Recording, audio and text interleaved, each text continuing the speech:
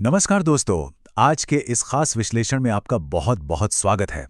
सच कहूं तो आज हम सिर्फ किसी अरबपति की बायोग्राफी का कोई पन्ना नहीं पलटने वाले हैं, बल्कि आज की ये चर्चा एक मास्टर क्लास है ये समझने के लिए कि कैसे इंसान का माइंडसेट उस चीज को भी हकीकत बना सकता है जो दुनिया को एकदम असंभव लगती हो। तो अपनी पूरी एनर्जी के साथ तैयार हो जाइए इस शानदार सफर के लिए। तो चलिए सीधा मुद्दे पर आते हैं। जरा इस जबरदस्त कॉन्ट्रास्ट को देखिए। एक तरफ वो सहमा हुआ बच्चा है जिसे स्कूल में बुरी तरह पीटा जाता था, जो बिल्कुल अकेला था।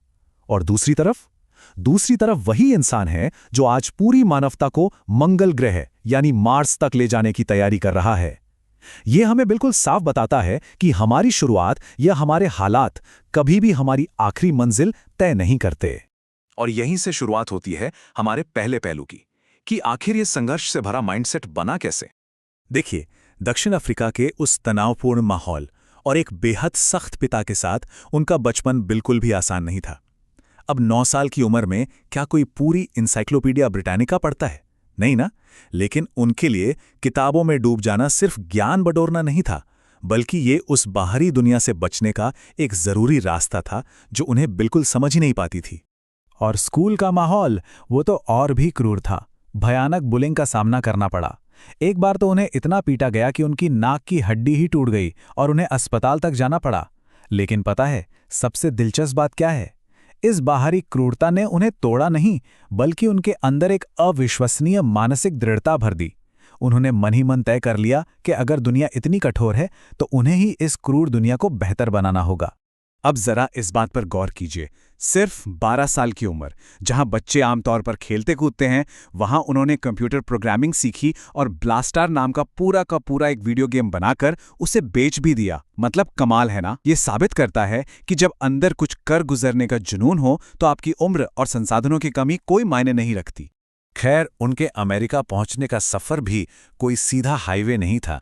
दक्षिण अफ्रीका की अनिवार्य सैन्य सेवा से बचने के लिए उन्होंने पहले कनाडा का रुख किया, वहां छोटे-मोटे काम करके अपना गुजारा किया और फिर बहुत संघर्ष के बाद आखिरकार वो अमेरिका पहुंचे। ये घुमावदार सफर हमें बताता है कि बड़े सपनों तक पहुंचने का रास्ता कभी भी सीधा नहीं होता, इसमें बहुत से मोड़ आते हैं।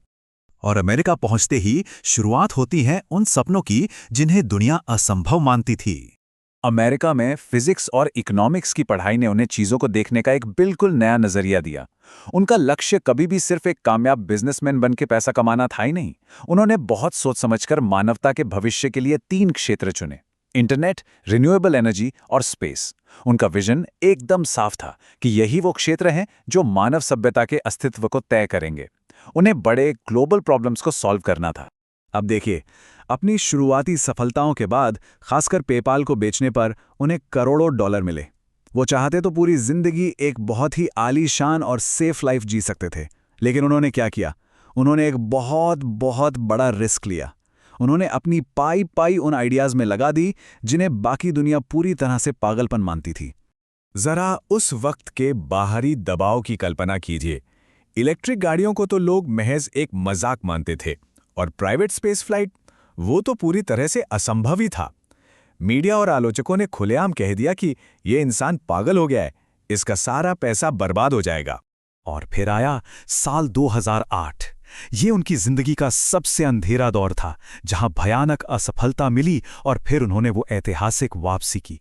2008 में हालात इतने खराब थे जिसकी हम और आप आसानी से कल्पना भी नहीं कर सकते। सोचिए, स्पेस एक्स के लगातार 3 रॉकेट लॉन्च फेल हो चुके थे। टेस्ला लगभग दिवालिया होने के कगार पर थी। ऊपर से पूरी दुनिया में भयंकर आर्थिक मंदी छाई हुई थी और उनके निजी जीवन में भी तलाक का बेहद दर्दनाक दौर चल रहा था।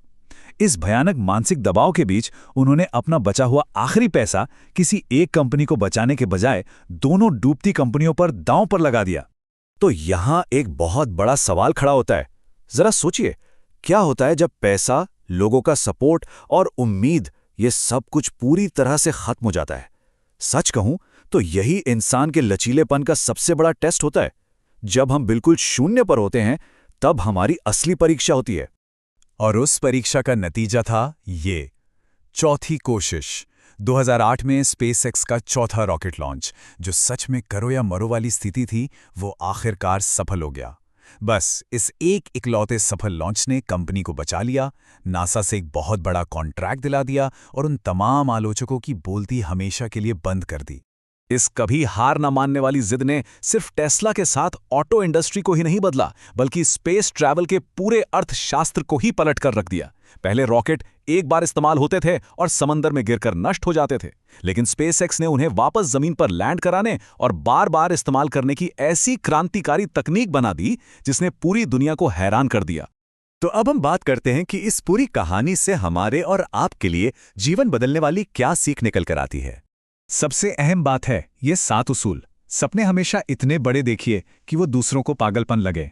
फेल होने से डरने के बजाय उसे अपनी सीख बनाइए।